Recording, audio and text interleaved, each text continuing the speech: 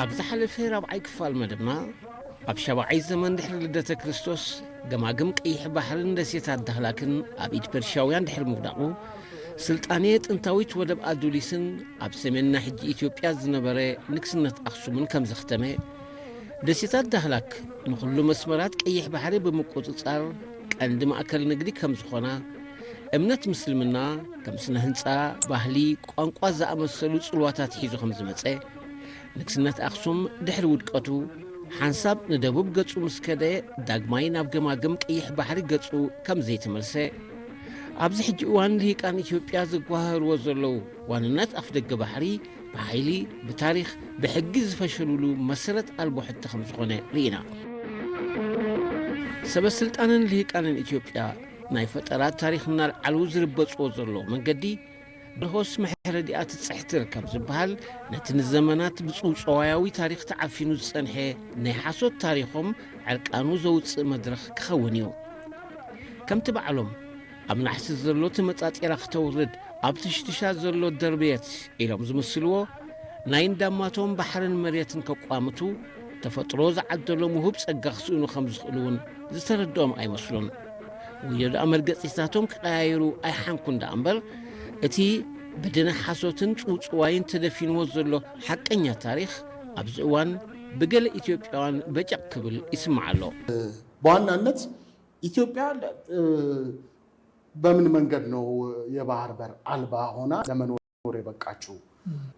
ኢትዮጵያ በታሪኳ እንግዲህ በግልጽ ነው የምንነጋገር። በታሪኳ ለብዙ ዘመናት የባህር በር የለንም ነበር። ምን ተጠቀመው? ያው ንጉስ ምኒልክም የሚጠቀሙት በጅቡቲ ነው። ለ99 ዓመት ያው ውል ሰጥተናል ግን እንደፈለግን በባህር በራችን እናስገባለን እናስወጣለን። ኤርትራ በጣሊያን ነበር ያለችው። ምጽዋም ሆነ አሰብ የኛ አልነበረም። this is a fact። ይሄ የታሪክ ሀቅ ነው። አዲስ አበባ ተቀምጦ ጥንታዊ ባህር በራችን ነው ወያኔን የሸጠው ያስገነጠለው የሚል ቀጣፊ በግልጽ ሊያውቀው የሚገባ ነገር ኢትዮጵያ ውስጥ ያለ የነገሰ ያስተዳደረ ሀገር መሪ አካባቢ ገዢ ምጽዋን ተቆጣጥሮ አያውቅም። ምጽዋን ተቆጣጥሮ አያውቅም። ኢትዮጵያ ቀይ ባህር ወደብ ነበራት በአክሱም ጊዜ የአክሱም መንግስት ሲወርቅ ቀይ ወደቦቿን አጣች። ከዛን ጊዜ ጀምሮ ወደብን ለማግኘት ትግል ነበራት ኢትዮጵያ ለሺህ ዓመታት። ወደብ የነበራት 40 ዓመት ነው ኤርትራ ከኢትዮጵያ ጋር በነበረች ጊዜ። ከአጠቃላይ 3000 ዘመን ታሪክ ኮንቴክስት አንጻር ስናየው አዶሌ 3 ብለን የምናስቀምጠው ነገር አለ። ከዚህ ውጭ አዲስ የተሸጠ ወደብ የሚባል የለም። አዲስ የተሸጠ ወደብ የለም። ወደቡን የኢትዮጵያ መንግስት ባለፉት 500 ዓመታት ያስተዳደረው ለ30 ዓመት ከኤርትራ ፌዴሬሽን እስከ ኤርትራ ነፃነት 1991 ድረስ። ይሄንን ማንም ታሪክ አዋቂ ነኝ የሚል የፈለገ ሊያምታታው ይችላል። እውነቱ ይሄ ነው። ሂስቶሪካል ፋክቱ ግን የኢትዮጵያ ነገስታት ቢያንስ በዚህ ሪሰንት ሂስትሪ 15 ከ16ኛው ዘመን ጋማሽ ጀምሮ እስከ 1952 የፌዴሬሽን ድረስ ኤርትራ ወደቦች በኢትዮጵያ መንግስት ስር ተዳድረው ያውቁ። ይሄ ኢንኮንቪኒየንት ነው፣ ይመራል፣ ግን ሀቅ ነው። በዚህ ደረጃ ብንነጋገር ጥሩ ነው። ኣብ ኢጣልያ፣ ጀርመን፣ ፈረንሳን ካልኦት ሃገራትን ብስነ ጽሑፋዊ ኣበርክትኡ ዝተሸለመን ሕፁይ ሽልማት ኖቤል ኣብ ስነ ጽሑፍ ዝተረቑሐን ኣብ ስነ ጽሑፍ ቀርኒ ኣፍሪቃ ካብቶም ብቐዳምነት ዝጥቀሱ ደረስቲ ዝኾነ ውሩይ ሶማላዊ ኑረዲን ፈራሕ ኣብ ሆርን ኦፍ ኣፍሪካ ጀርናል ናይ ሕዳር ታሕሳስ 1978 ዝተሓትመ which way to the sea please መንገዲ ባሕሪ በየን ኮን ይኸውን ብዝብል ዝተፈላለዩ ጽሑፋትን ሰነዳትን ተወኪሱ ድሌታት መሳፍንቲ ኢትዮጵያ ንገማግም ቀይሕ ባሕርን ተቐያያሪ ሜላቶምን ኣመልኪቱ ካብ ዘስፈሮ ሰፊሕ ጽሑፍ እዚ ስዕብ ንረክብ ምኒልክ ንጉስ ሸዋ 1878 ናብ ኤውሮጳውያን ዝጸሓፎ ደብዳቤ ነንብቦ ዓደይ ካብ ዓድኹም ርሑቕ እዩ ናብ ገማግም ባሕሪ ናብ ዜላ ታጁራን ዓደንን ዘብጽሕ ዝነበረ መንገዲ ተዓጺኑ ኣሎ ሸቐጥ ኣጽዋርን መሳርሒ ሕርሻን ክኢላታትን ሰበኽቲ ወንጌልን ናብ ዓደይ ከይኣቱ ከልኪሎም ኣለዉ ናይ ኤውሮጳ ስልጣኔ ትምህርትን ጥበብን ናብ ዓደይ ምእንቲ ክኣቱ እዚ መንገዲ ክኽፈት ድምፅኹም ኣልዕል ኣቢልኩም ሓግዙኒ እዛ ደብዳቤ እዚኣ ናብ መንግስታት ፈረንሳ ኢጣልያ ጀርመንን እንግሊዝን ዝተጻሕፈት እያ ነይራ መንገዲ ዝዓፀውዎ ናይ ዜላን ታጁራን ተኸተልቲ ምስልምና ኣይኮኑን ነይሮም መላእ ገማግም ሶማል ሒዞም ዝነበሩ ግብፃውያን መጻብቦ ባብኤል መንደብ ንሓፉን ዜላን በርበራን ኣብ ኦጋዴን እትርከብ ሓረር እውን ተቖጻጺሮም ነይሮም ናይ ትግራይ መስፍን ይኹን ንጉስ ወይ ንጉስ ሸዋ ነፍሱ ሃፀይ ኢሉ ዝጽውዕ ወይ ሃይለ ስላሴ ከም ጸሎት መቑፀርያ ዝደጋግምዎ ወይ ብዲፕሎማሲ ዝፍለጥሉ ናይ ልማኖ ቓል ገማግም ባሕሪ እዩ እዞም ዝዘከርናዮም ነገስታት ኣብ ዘዘበኖም ኣሎ ዝበሃል ንኤውሮጳውያን ክስሕብ ዝኽእል ናይ መቋመሪ እማመታቶም የቕርቡ ነይሮም ሕልምታቶም ኣብ ንጹህ ጨዋም ሕፃ ገማግም ቀይሕ ባሕርን ህንዳዊ ውቅያኖስን ክፍታሕ ቀንዲ ዝጥቀምሉ ምስምስ ሃይማኖት እዩ ነይሩ ምኒልክ ከምቲ ሽዑ ኣብ ትግራይ ንግስነት ኣውጁ ዝነበረ መተሓላለኽቱ ዮሃንስ ማለት ካሳ ምራጭ ናብ ገማግም ባሕርን ምብጻሕ ሓገዝ ወጻዕተኛታት እዩ ዝሓትት ዘሎ ዛጊት ኣብቲ ገማግም ንዝነበራ ከተማታት ይብጽሓኒ ወይ ግዝኣተይ ክብል ኣይርአን ምኒልክ ኣብ ገማግም ባሕሪ ዝነበራ ብርእሰን ዝመሓደራ ከተማታት ሞቃዲሾ መርካ ወይ ብራባ ዝበሃላ ከም ዘለዋ እውን ሰሚዑ ዝፈልጥ ኣይመስልን ምኒልክ ነዘን ናይ ጥንቲ ዓበይቲ ማእከላት ንግዲ ዝነበራ ከተማታት ዘይኮነስ ንዜላን ታጁራን ጥራዩ ዝፈልጥ ነይሩ ኣብቲ እዋንቲ ዜላ ኣብ ሶማሊላንድ ታጁራ ከዓ ኣብ ጅቡቲ ዝርከባ ኮይነን ናብ ሸዋ ወይ ማእከል ኣቢሲንያ ዝኣቱን ዝወፅን ሸቐጥ በዘን ክልተ ወደባት ጥራይ ነይሩ ምኒልክ መንገዲ ክኽፈተሉ ድምፅኹም ኣልዒልኩም ሓግዙኒ ጥራይ ዝብል ዘሎ ሙሴ ንባሕሪ ኤርትራ ከም ዝመቐሎ ኤውሮጳውያን ብድምፆም ጥራይ ከድምዑ ይኽእሉ እዮም ኢሉ ምኒልክ ይኣምን ኤውሮጳውያን ኣንጻር ግብፃውያን ውግእ ክኸፍቱ ይኮነን ዝደሊ ዘሎ ኤውሮጳውያን ብውግእ እንድሕር ሒዞሞ ነቲ ወደብ ስለ ዝወስድዎ ድምፆም ኣልዒሎም መንገዲ ክኸፍትሉ ጥራዩ ዝጽውዕ ዘሎ ንምኒልክ ንግዚኡ ኣብዚ ገዲፍና ንድሕሪት ተመሊስና ማህፀን ናይ ግዜ ክንፍትሽ እንከለና ናብታ ኣብ ታሪኽ ኣቢሲንያ ናብ ባሕሪ ናይ ምብጻሕ ሓንቀውታ ዝተኣሳሰረ ዛንታ ዝርከባ ትግራይ ትበሃል ግዝኣት ንመለስ ናብ ግዜ ዮሃንስ ዘይኮነስ ብደጊያት ስባጋዲስ ወልዱ ናብ እትመሓደረሉ ከበቢ 1827 ንመለስ ገዛእ ትግራይ ዝነበረ ስባጋዲስ ናብ ብሪጣንያዊ ንጉስ ጆርጅ ሳልሳይ ደብዳቤ ጽሒፉ ብሓገዝ ኤውሮጳውያን ጥራይ ዝርከብ ኣጽዋር ጠበንጃ ብምጽዋዕ ኣቢሎም ክልእክሉ ክሓትት ይረአ ምጽዋዕ ከዓ ኣብ ትሕቲ ቱርኪያ ነይራ ደጊያት ስባጋዲስ ንንጉስ ጆርጅ ንምጽዋዕ ካብ ቱርኪ መንጢልኩም ክትሕዝዋ ወይ ከዓ ንዓይ ኣረክቡኒ ከም ዝበለ ሰነዳቱ ይዝክር ኣገላለጹ ይፈለድ እምበር ስባጋዲስ ዮሃንስ ወይ ምኒልክ ዝብልዎ ተመሳሳሊ እዩ ናይ ገማግም ግዝኣት ወይ ዋንነት ይግብኣና ክብሉ ኣይረኣዩን ብዛዕባ ናይቲ ገማግም ህዝቢ እውን ዝኾነ ሓልዮት የብሎምነኒ ምኒልክ መንገዲ ክኽፈተሉ ክሓትት እንከሎ ስባጋዲስ ከዓ እንግሊዝ ሒዛ ክትውንና ወይ ንዕኡ ክተረክቦ እዩ ዝሓትት ድሕሪ ስባጋዲስ ሓያሎ ዓመታት ጸኒሑ እውን ዮሃንስ ራብዓይ ናብቲ ኣብ ሱዳን ዝነበረ ብሪጣንያዊ ጀነራል ጎርዶን ካብተን ወደባት ብሓይሊ ምትሓዝ እንድሕር ዘይተኻኢሉ ናይ ባሕሪ ኣፍ ደገ ዝረኽበሉ ቦታ ክወሃበኒ ኢሉ ክሓትት ይረአ ወላ እኳ ዕላማት ጽሑፍ በበይኑ እንተኾነ ነቲ ብ1978 ብኑረዲን ፈራሕ ኣብ ሆርን ኦፍ ኣፍሪካ ዝሰፈረ ጽሑፍ ዝሰማማዕ መሳፍንትን ሃጽያትን ኣቢሲንያ ገማግም ባሕርን ንምርካብ ዝገብርዎ ዝነበሩ ልማኖ ዘብርህ ብዛዕባ ባሕርን ወደብን ካብ ዝነብሑ ዘለዉ ብዙሓን ልሂቃን ኢትዮጵያ ዝኾነ ዶክተር ያዕቆብ ሃይለማርያም ዝተባሃለ ኢትዮጵያዊ ኣሰብ የማናት ኣብ እትብል መጽሓፍ ኣብ ገጽ 32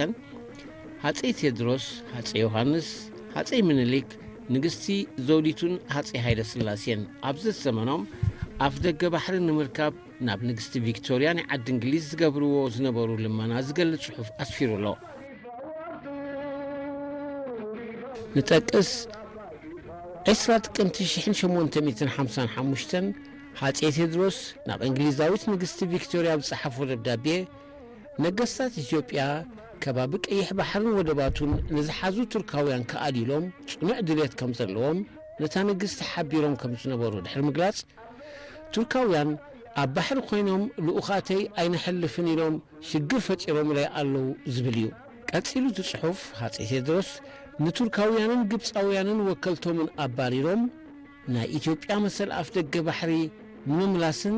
ወናኒት ኣፍ ደገ ባሕሪ ንምግባርን ዝሓንጸጽዎ መደብ ዕላምኡ ከይወቕዐ ሞት ቀደሞ ይብል። ኣብ ገጽ 33 ድማ ብ10 ሰነ 1872 ሃፀይ ዮሃንስ ናብ ንግስቲ ቪክቶርያ ናይ ዓዲ እንግሊዝ ካብ ዝጽሓፎ ድማ ስልጣን ብዘይ ኣፍ ደገ ባሕሪ ኣይጸንዕን እሞ ኣፍ ደገ ባሕሪ ምጽዋዕን ክሕዝ ሓገዝ ክትገብሩለይ እልምን ዝብል ይርከቦ። ካብዚ ጽሑፍ ከም እንርድኦ መሳፍንትን ሃፀያትን ኢትዮጵያ ገማግን ወደባትን ቀይሕ ባሕሪ ረጊጾሞ ከም ዘይፈልጡ ዘብርህ ኮይኑ ሕቶኦም ድማ መሰል ተጠቃምነት ኣፍ ደገ ባሕሪ ዳ እምበር ዋንነትና ንብረትና ባሕርና ምለሱልና ክብሉ ኣይተሰምዑን።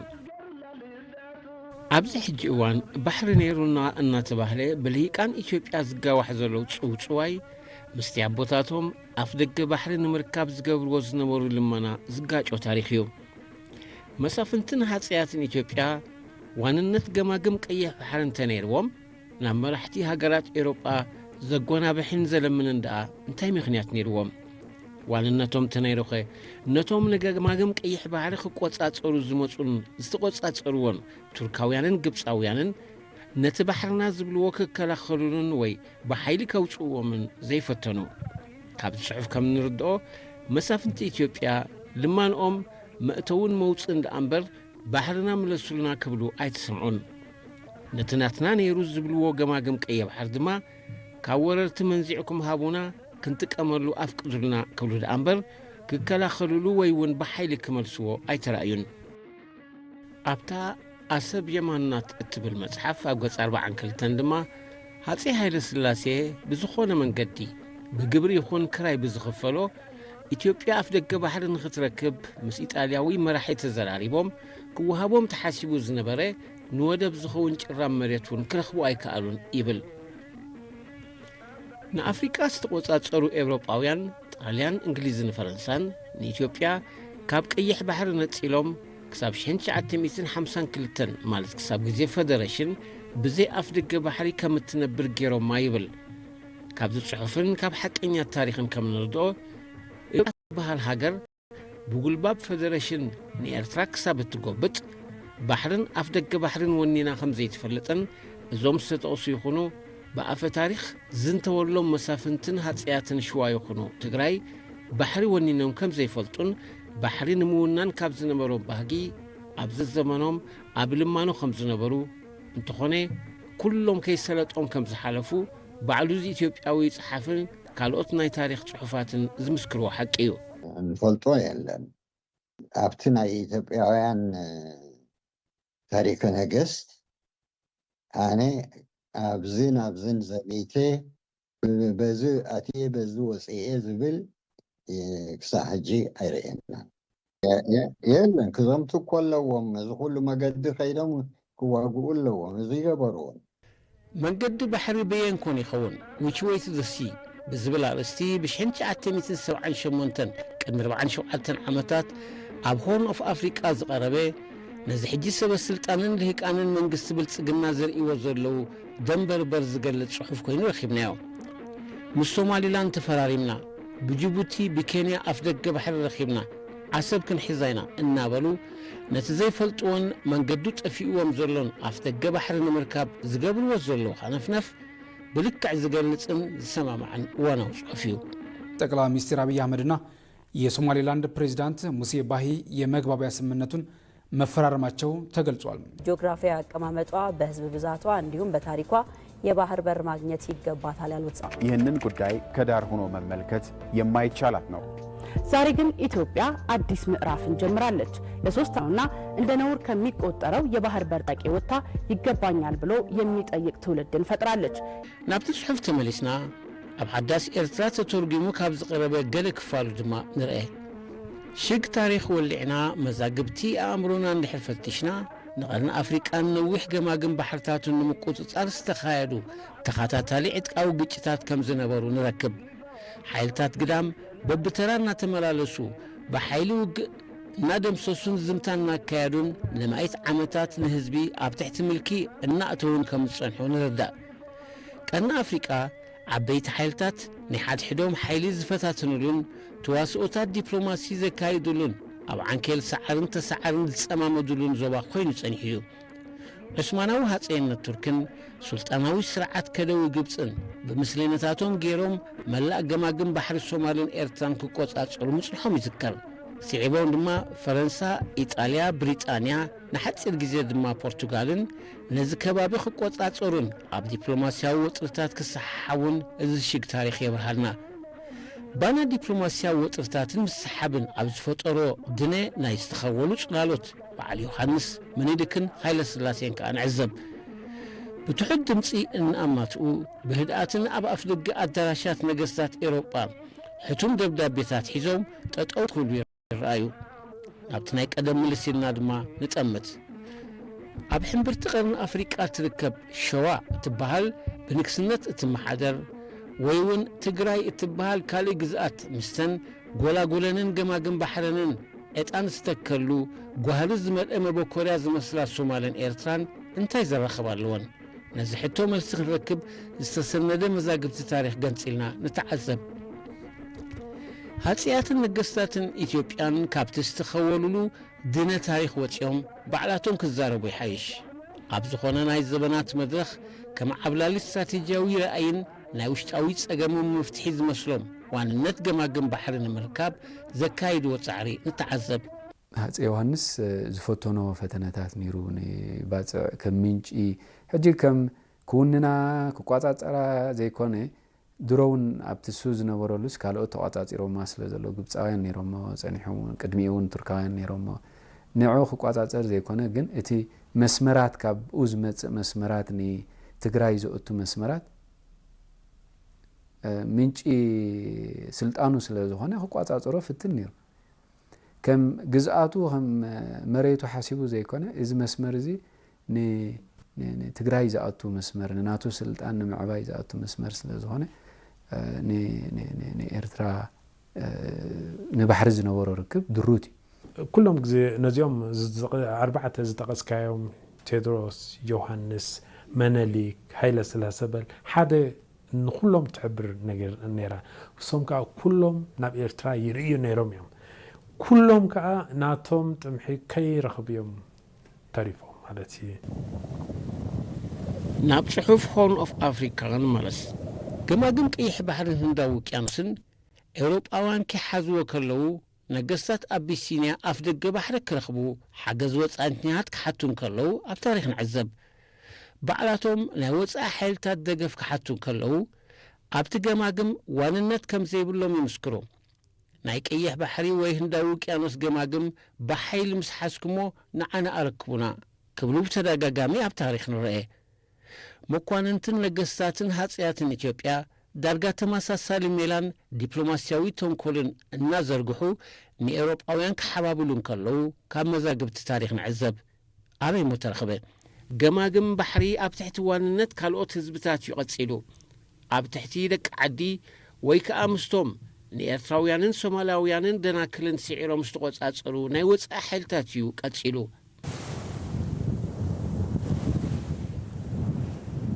ነገስታትን ሃፅያትን ኣቢሲንያ ኣብ ገማግም ንምብጻሕ ሜላ ክቕይሩ ብልሓት ክምህዙ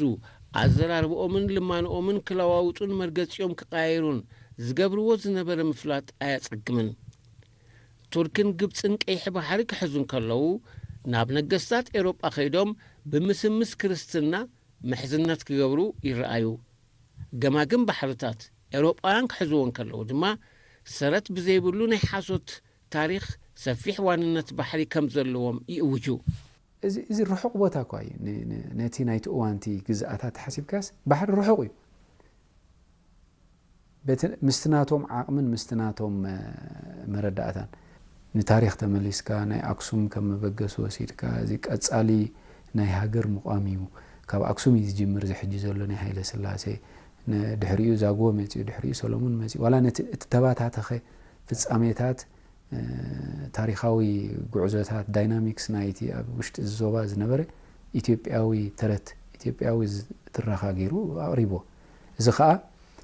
نتي أبت سبخة عبي أبركتو غيرو كم نفحيتو زكاير بحري مرحتن لهيك أن إثيوبيان صوصواياوي ترخاهم قديفنا كاودكت أخصم شامنايك في الزمن كساب جزي فدريشن شحن تعتميتن 50 كلتن تراي مسنري ኢትዮጵያውያን ነጋውስን ሀጽያትን ንከባቢ 12 ዘመናት ነጋማግም ቀይሕ ባህርን ወደባቱን ንሕጂ ኤርትራ ረጊጸሞ ኣማሓዲሮሞን ተቆጻጺሮሞን ኣይፈልጡን እዚ ኣብ ላዕሊ ዝተነበ ጽሑፉን ነዚ ሓቂ እዚ ዘብርህ እቶም ደቂ ሃገር እዮም ዘከማሓድሮ ኩላ ሃገር መመልእታ ዋና ባዕሎም ይመርጹ بعلم يوسفنو بوتهم كابزخ سعبزي أنا يعدي قليو كابزخ سعبزخ أنا يعدي قليو لهم يفليو بوتات كله نسو فلتوا يوم توما دك عدي أمونقوهم كقبروم زبل حيا الانتمس قبرخات قبل يمزو الومبري إزبوتا زنات كايو نحنا إلو معي موجودون يوم سوون أي بوتاهم يكونن قدفوا أو كابز كيدو وسو أي بالنيو ليه كان إثيوبيا نجماجم كيح بحري نيرنا يوزل وصلوا مدرخ مرب ملاش نحكي إرترا بمدر بحر زفلتن بدق أبات بحر نجستات محل بحر نجاسي زم حدرن كم زنبرة تاريخ حبر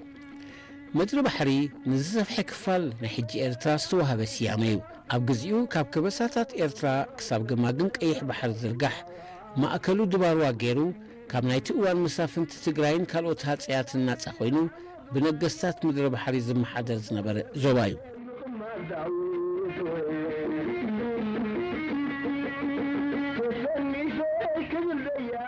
بشحن جاءتن حموشتن بإيطالياوي دراسي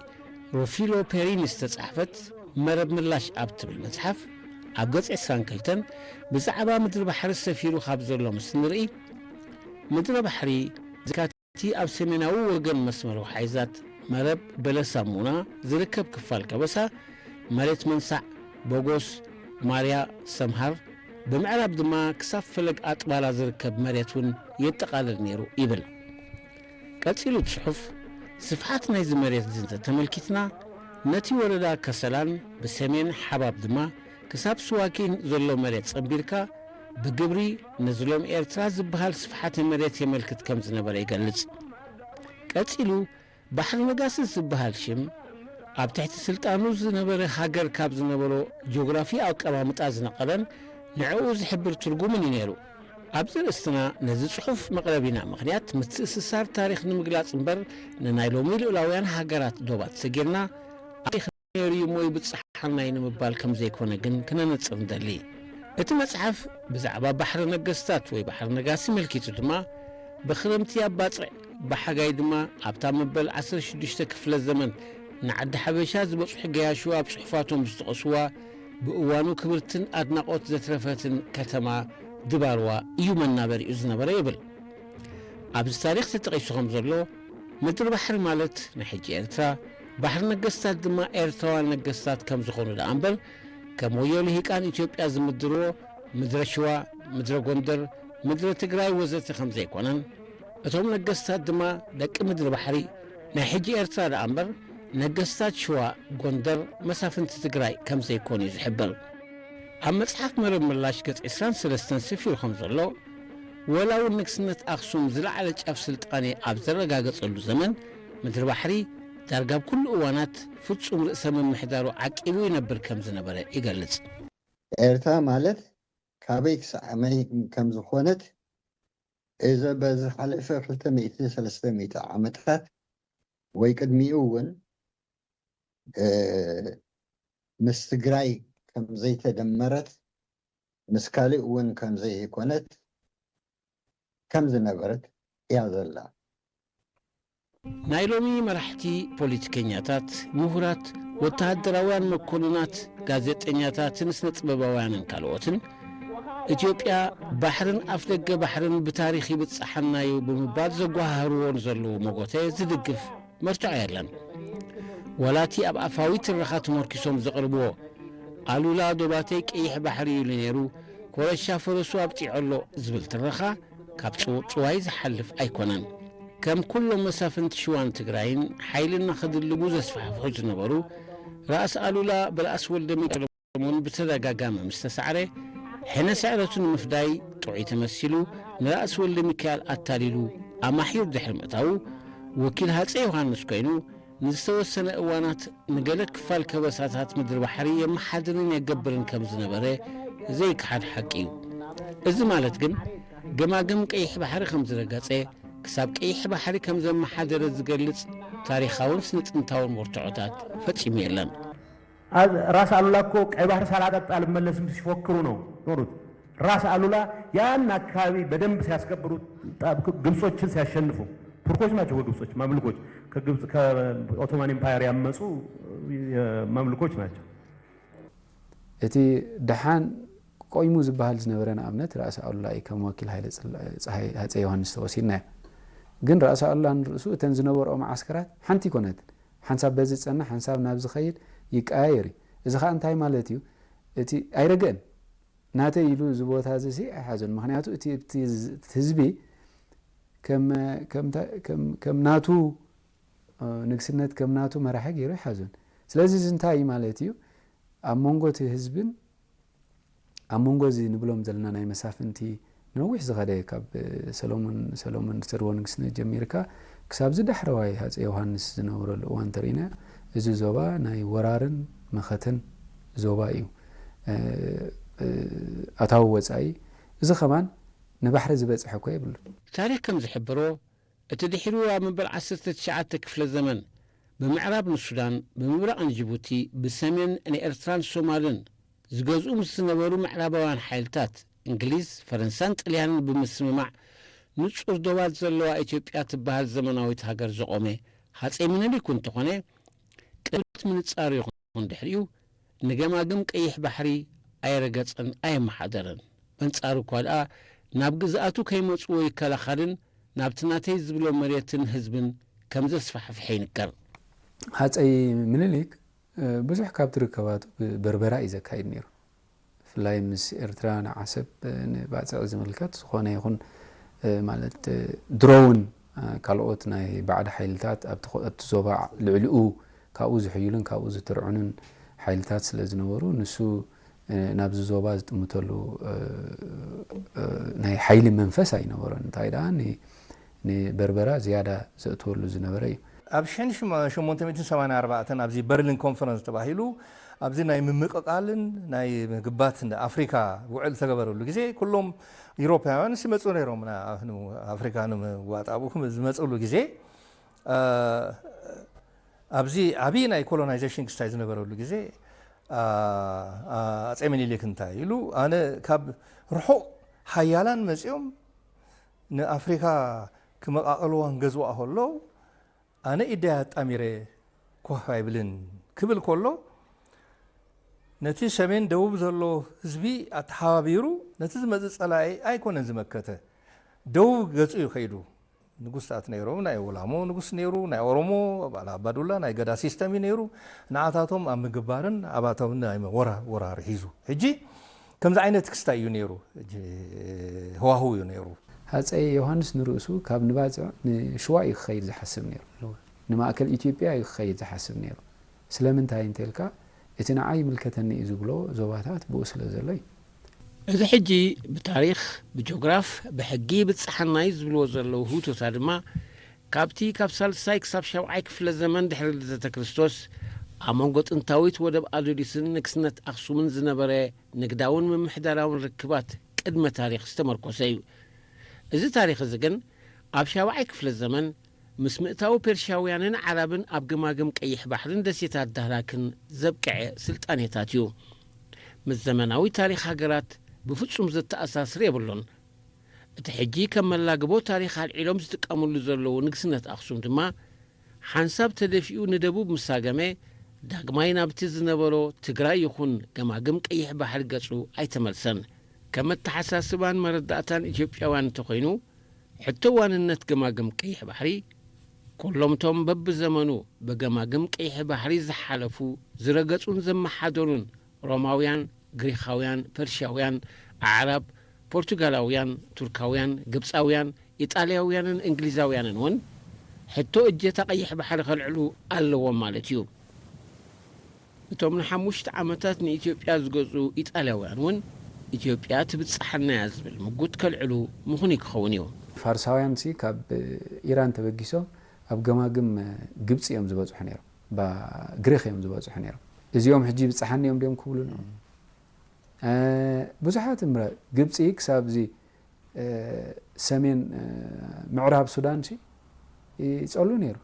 ስለዚ ፅልዋታተይ ስለ ዝነበሮ ስናተይ ይኽብል ሮማ ኣበይ ይበፅሕ ነይሩ ኣሌክሳንደር ህንዲ በፅሕ ነይሩ ማለት በቲ ስነ ሞጎት ጌርካሲ ተሓቶ ሕት በዚ ሎም እዋን ዓሻ ቁፅረካ እንተዘይ ኮይኑ ዝምለሰልካ ሕቶ ይኮነን ኣብ ዓለም ከምዚ ሕጂ ዝብለካ እዩ ዘሎ እታ ዝነበረት ነገር እዚኣስ ብዘመን ክንዲዚ ቅድሚ 1000 ዓመት ቅድሚ 100 ዓመት ቅድሚ ክንዲዚ ዓመት ከምዚኣ ነይራ ኣብ ናተይ ነይራ ኢሉ እንዳሽሙ ዝበለ ሙሉእ ኤውሮጳውያን ሕጂ ክግምጠል ኣለዎ ድሕሪ ከምኡ ኮይኑ ሙሉእ ኤውሮጳ ናይቲ ሓደ እዩ ነይሩ ተተቀያየረ ዋንኡ በይኑ እዩ ስለዚ ንኡ ኩሉ ክትግምጥሎ ይትኽእልን ኢኻ ከም ዘሎ ትቕበሎ ሕጂ ኣሎ ኣብ ጀርመን ሕጂ ግዛት ፈረንሳይ ዝነበረ ቦታታት ኣሎ ሕጂ ፈረንሳይ መፅኣ እዚ ግዝኣትና ነይሩ ቀደም ሕጂ ሃቡና ክትብል ኣይትኽእልን እያ እዚ ኣብ ኢንተርናሽናል ሕጊ እውን ፍቁድ ኣይኮነን እቲ ዝበዝሐ ብረት ኣትዮ ዝበሃል ብፈረንሳ ብግብፂ ገይሩ ብጅቡቲ ገይሩ ዝኣተወ እዩ እቲ ዝበዝሐ ኣፅዋር ስለዚ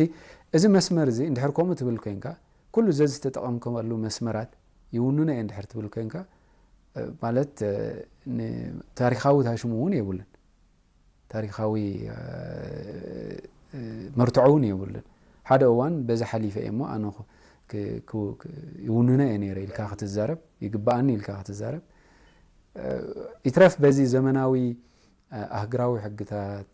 ዘመናዊ ኣቃውማ ናይ ሃገራት በቲ ናይ ቀደም እውን ዘፍቅደልካ ሕብረተሰብ ወይ ዘፍቅደልካ ስልጣነ የለን ኣነ ከም ዝፈልጦ ብታሪክ ኣይግቡእን እዩ ተጠቐምካሉ ቦታ ኩሉ ናተይ እዩ እንድሕሪ ትብል ኮይንካ ኩሉ ሕጊ ተፈርስ ኣለካ ማለት እዩ ሙሳ ይከውን እዩ